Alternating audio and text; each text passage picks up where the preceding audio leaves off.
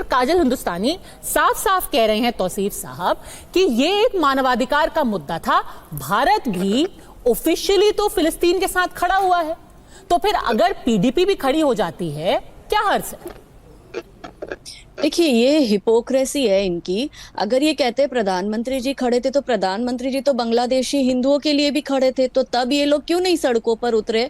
बांग्लादेश, ये लोग human rights की अभी बात कर रहे हैं, तो बांग्लादेशी हिंदुओं के ह्यूमन राइट्स की इनको चिंता क्यों नहीं है?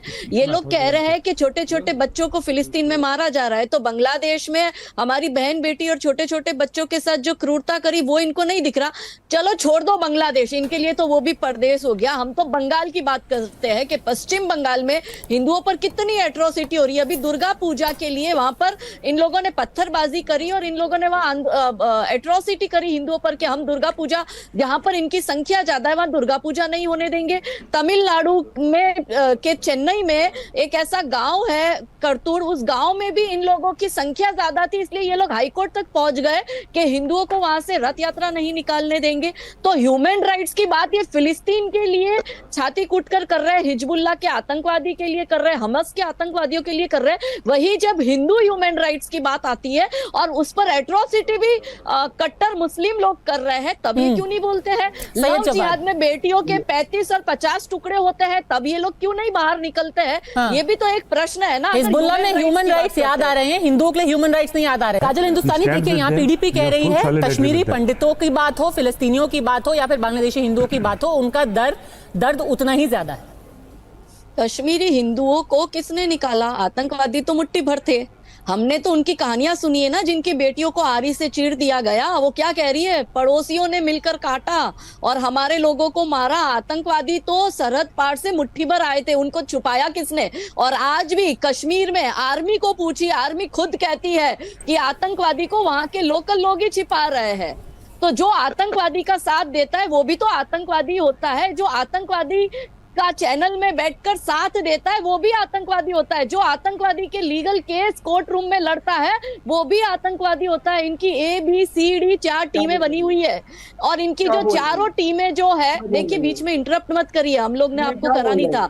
आप इतने असहिष्णु हैं कि आप दूसरों को असहिष्णु बोलते हैं मगर खुद में टॉलरेट नहीं होता है। जो ये देखो, यहाँ पे पॉलिटिकल बात हो नहीं रही है। ये लोग इतने, इन लोगों का दोगलापन यही है, इन लोगों का दोगलापन यही है, ये इन लोगों का दोगलापन यही है कि जब कोई आतंकवादियों को एक्सपोज कर रहा है, देखो ये कैसे बिलबिला रहे हैं। आपने तो सपोर्ट नहीं किया ना, तो आप क्यों इतने बिलबिला रहे हो? आप क्यों इतने बिलबिला रहे हो? आपने क्या आतंकवादी को अपने घर छुपाया?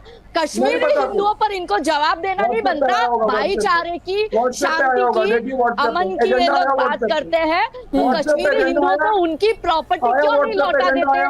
कश्मीरी हिंदुओं को उनका घर क्यों नहीं लौटा देते? कश्मीरी हिंदू जब रहने आते तो ये लोग ही उनको परेशान करते। एक सेकंड, मैं लेफ्टिस्ट को भी एक्सपोज करती हूँ। ये जो लेफ्ट नेता यहाँ बैठे हैं, मेरा तो पहला इनसे सवाल ये है कि इनको इतनी ह्यूमन राइट्स और इतनी इनकी चिंता है तो चाइना जो कि लेफ्ट कंट्री है, वो यूगर मुस्लिम पर इतने आक्रमण कर रही है, उनकी दाढ़ियां खींच कर उनको मार रही है, उनकी मस्जिदें तोड़ रही है, उनकी मस्जिद पर टॉयलेट बना रही है, तो यूगर मुस्लिम कुछ भी नहीं हो रहा। वफादारी वहां पर है जहाँ पर इनकी सत्ता, जहाँ पर सत्ता नहीं है वहां पर इनकी कोई वफादारी नहीं है।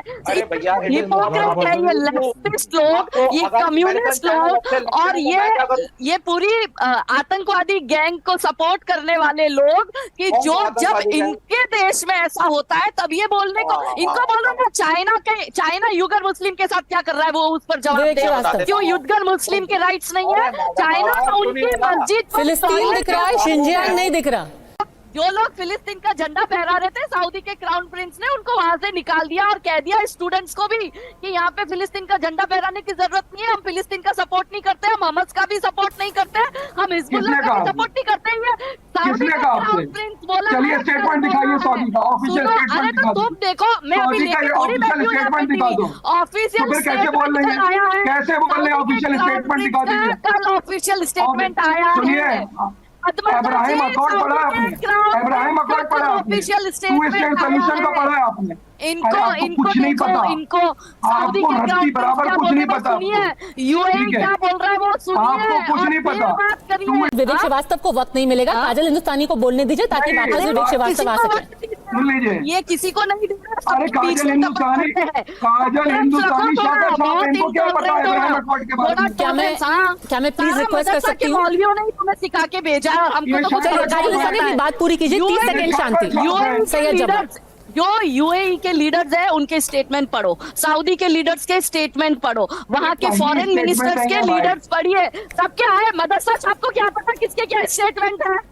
मदरसा हमको आपको पता क्या है। पता? हमको थोड़े पता पढ़े है लिखे क्या होते है। तो पता चलता, थोड़े पढ़े लिखे होते चाय तो वाले पता नहीं है चलता। हम, चाय वाले नहीं है हम, समझे? अच्छे से पढ़ो, चाय अच्छे वाले से। नहीं है हम। कोई व्यक्ति काजल हिंदुस्तानी जी, आप थोड़ा सा इतिहास पढ़ के आया करिए। 1948 का जो नक्शा था इजराइल का और पैलेस्टीन का, कृपा करके मुझे इसको निकालिए। इतिहास लेफ्टिस्ट से तो नहीं सीख रहा है, लेफ्टिस्ट बाबा, से मेरे को तो आप इतिहास नहीं proper नहीं सीखना है। है। तो इतिहास का आप जाओ बलिदान कि लेफ्टिस्ट ने बेटा। किया इस देश में, इस भाई देश भैया, के इतिहास को अरे बाबा, तोड़ना यूनाइटेड काजल जी एक एक कर जी काजल जी, मैं आपसे ये सवाल पूछना चाह रहा था कि हमारे में एक कहावत है, बोलते नीम हकीम खतरे जान, नीम अलिम खतरे ईमान।